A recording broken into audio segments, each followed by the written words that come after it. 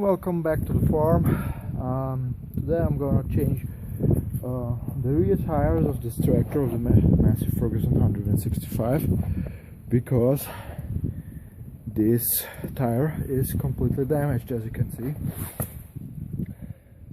The rubber cracked and the tube inside is already coming out, and also in this region here, and I've already bought used tires. These are variable rims, as you can see, and yeah, the tires here are not very good. The threads are already down, but for my needs they will suit. Okay, the next step is I will jack up this tractor with the jack, and then I'm gonna remove the tire and put the other one on. Well, tire has been assembled to the hub.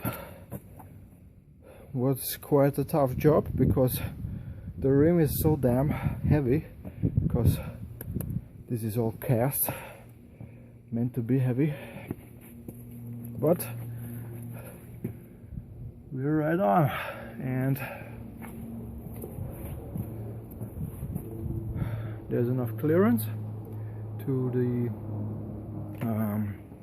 the fender, and rotates freely, and I will tighten the bolts down and put in some air. Yes, and I had to use this big wrench here, which is supposed to be used for trucks, and it was also suitable for this one here. It was a 33mm socket. It's the biggest one on this wrench, and did it on this side.